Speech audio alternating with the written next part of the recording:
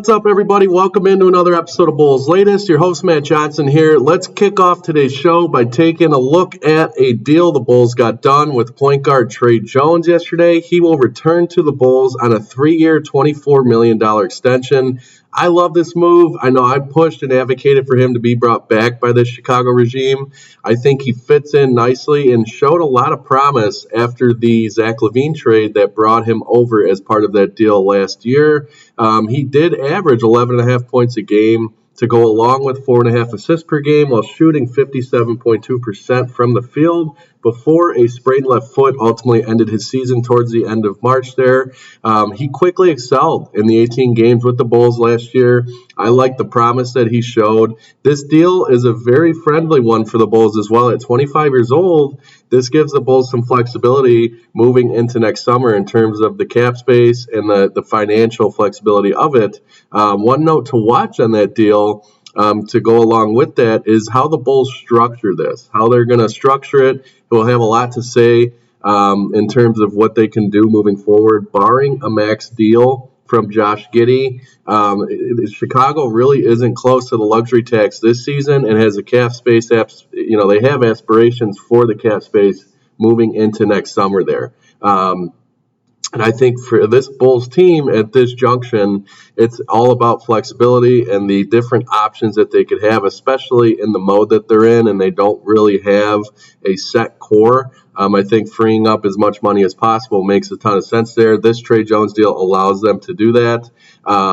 In my opinion, it might be best for the Bulls to start Jones' contract high at roughly $8.2 million of that 24 and then have it descend for the 2026-27 season to maximize their room, then go up again in 2027-28. So it kind of allows them to fluctuate his contract to give them a window to spend more on assets that they presume to be a solid option for this team. So a lot of options there in terms of flexibility. I love the move for the Bulls. Now, moving into what this means for a guy like Ayo Dosunmu. I know we've talked about Coby White. And I did see Casey Johnson report that although the Coby White rumors are continuing to swirl, it's honestly more likely, and there's a strong certainty that I've heard, his name is mentioned in chatter before Coby White. Ayo Dosunmu is in a lot of talks here, and he has a decent market. So,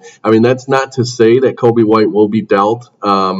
It will not be dealt. I would be surprised if Coby is, however. At this point, I think the draft was a better chance to move Coby White. They obviously surpassed that opportunity. But for Ayo Dosunmu in specific, he's set to make $9 million this season. He's played well above that market price. So he's outplayed his deal, has a lot of value in terms of what he is going to earn next. So there's no question it'd be best for him to wait until next summer to sign a deal.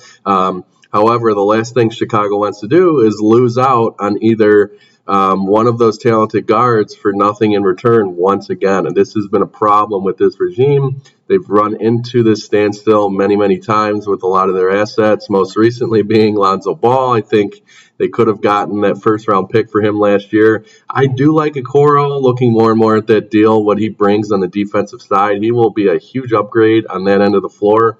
And for casual Bulls fans, I don't know if you necessarily, have that type of insight on a guy like Okoro, but for, your more diehard Chicago Bulls fans and NBA fans, you know that Okoro is an upgrade on that side of the floor. So just a quick note on that. But again, you don't want to lose out on some value for either Coby White or Ayo or both. So, it makes moving Dosunmu that much more sense if his value is well over that $9 million contract range. So I did see and have seen these spots kind of gain some momentum for Ayo, but 3 teams to watch in terms of landing spots for him: the Houston Rockets, the Dallas Mavericks, and the Milwaukee Bucks. All 3 teams have a solid market for Ayo Dosunmu. He fits in well in all of those organizations. Now, we'll get into some of the league activity as free agency kicked off yesterday, but Houston spent a lot of money, and Dallas did bring in a player as well. We'll get into that in a little bit, but Milwaukee definitely a name to watch there, especially if they move on from Giannis. I think they're going to make a pretty big splash in terms of some other moves that they bring in. So we'll continue to monitor Ayo Dosunmu as well as Kobe White there. Both names could be talked about in the coming days and weeks here. So another name, and we will continue to monitor this player as well, but Jonathan Kuminga. He'll be talked about for a while, and I'll continue to cover him until he is moved. This is a name that from the jump before free agency started, he was mentioned in a lot of Chicago Bulls rumors. It is still said that the Miami Heat and the Chicago Bulls do remain the two likeliest suitors for Kuminga, and it makes a lot of sense. I think he fits well in both organizations and will be able to play a much more expanded role in both areas there.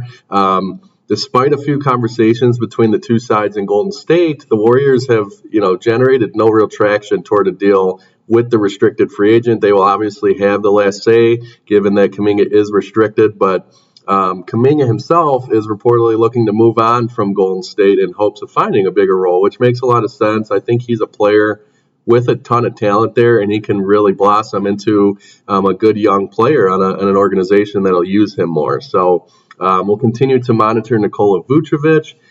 His name a while ago now was rumored in a 3-team trade scenario. I think that still is very likely. And then Kobe White and Ayo Dosunmu. Those three players could all be moving on from Chicago. We'll see which ones they decide to keep, but those are three notable names that are linked to Golden State in that scenario. And overall, I think Ayo Dosunmu in specific, like I've notated and kind of emphasized here, fits in a lot of places, and I think that helps the Bulls with the market and trying to move him when you have a guy who is that flexible in terms of how he fits in multiple organizations. And Ayo Dosunmu, I think that bodes well for Chicago and getting something for return. One can hope they don't mess this up this time around. They need to get value for guys like this. It can only do the Bulls a solid service moving forward. So for Kuminga, as far as the contract situation goes, projections have the deal that he's looking for to be around 100 to 120 million over 4 years. So the Bulls have the financials to do that. Now, does it make a ton of sense to, tie that kind of money into Kuminga? Now, that's a whole different conversation. We can debate that. But, let me know what you guys think on that. But I think a player like that, it's worth taking a risk on and rolling the dice, especially given the Bulls are trying to kind of figure out what they're going to do in terms of an identity. I know they like to play fast and have, but if they move on from guys like Kobe and Ayo, how does that change? How do they evolve in terms of style of play there? Kuminga gives Billy Donovan another option. So we'll continue to monitor that name until he gets moved. I'll cover that for you guys. I just wanted to give a rundown. There was a lot of moves that went down yesterday, a few big ones. Not the splashiest of free agency starts here as we've seen in years past, but there were some notable names that did, deals that happened yesterday. I just wanted to run down some of them to keep you guys up to date on what's going on in the league circle here. Luke Kennard signed a 1-year, $11 million deal with Atlanta. Tyus Jones, Trey Jones' brother, signed a 1-year, $7 million deal with Orlando. So they do get a guard there to help out that situation. And this is a team that I think, in my eyes, has been one of the true winners in free agency so far and the draft. But Atlanta sends a 2027 second rounder via Cleveland and cash to Minnesota. They got Nickeil Alexander-Walker. Now, this was a guy I talked about in terms of a target for the Bulls. I think Nickeil Alexander-Walker has a lot of promise. I think he's a good young player. Minnesota did pay him, though. He did get a 4-year, $62 million deal. Or not Minnesota, Atlanta paid the former Minnesota Timberwolves player 4 years, $62 million. So he got a hefty deal from Atlanta there. I like that move for them. I think it gives them more assets in terms of scoring there and just flexibility on their roster. So that's a good one there. Some other bigger names, Brook Lopez, 2 years, $18 million to the Clippers. That's an awesome addition for that Clipper team. I think he'll thrive there in that situation. Karis LeVert, 2 years, $29 million to the Pistons. Given the Beasley situation, kind of a wild turn. with the whole gambling, and he got caught up in all that. So Karis LeVert kind of adds to that Detroit team, takes away from that distraction at the moment with Malik Beasley. Not a good situation with them there, but they lock LeVert up. Clint Capella, it was talked about that he might be looking to go to the Lakers. He ends up signing back with the Houston Rockets on a 3-year, $21.5 million deal. I think Houston gets another good rim protector in Clint Capella. He was successful there for a couple of years, so him returning there is a solid move. Luke Cornett, and this is another option for Boston to kind of move off a guy and free up some salary. Signs a 4-year, $41 million deal with the Spurs. So Boston really changing gears here. They did bring in Luka Garza, the former Iowa Hawkeye, who I enjoyed watching in my time as an Iowa Hawkeye in college. So Luka Garza goes to Boston there in a smaller move, but Cornett shifts to San Antonio. Kevon Looney is on the move, 2 years, $16 million to the Pelicans. And then the bigger trades, you had Michael Porter Jr. get sent to Brooklyn for an unprotected 2032 first rounder for Cam Johnson. So Denver adds Cam Johnson.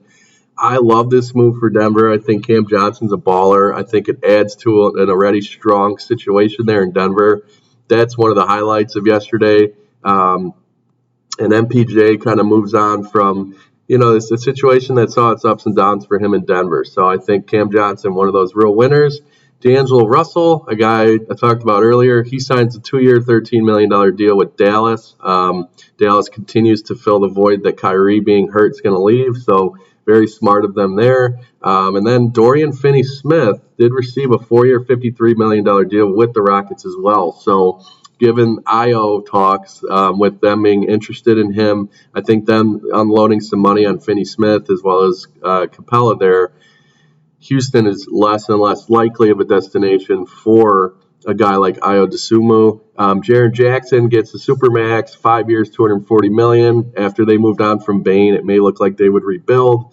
They get Jaren Jackson locked up, and now the next turning stone for them is going to be what are they going to do with John Morant? So that'll be interesting.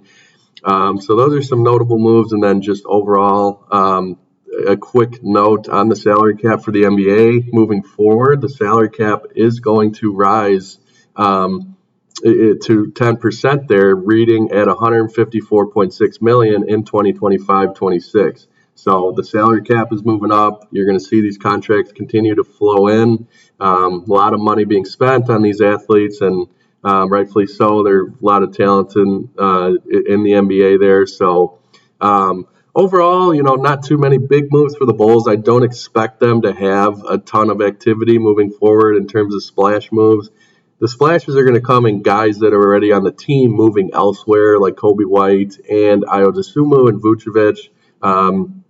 It's increasingly likely that Josh Giddey is going to get signed and locked up. So I think if you can stake your claim in him at $30 million a year, I think going anywhere north of $30 million for Giddey is a loss for this team. I think, take a shot at that value for Josh Giddey. I think looking at how these other deals are playing out, getting Giddey at that clip is a win. So I love the Trey Jones signing overall.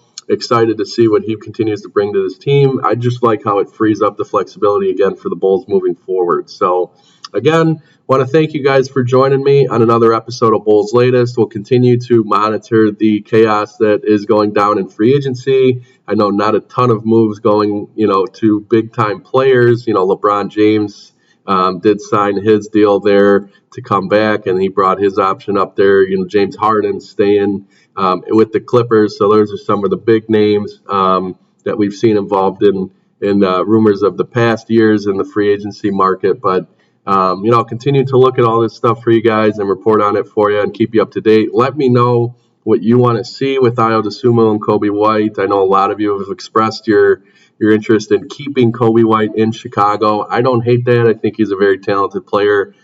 I think overall it comes down to what value you can get for these guys. The Bulls front office has messed that up to this point. The asset management has been despicable. So we'll continue to keep our fingers crossed to hope they get it right with some of these names and setting the Bulls up in the right way moving forward. So again, thanks for joining me today, and we will see you guys tomorrow morning.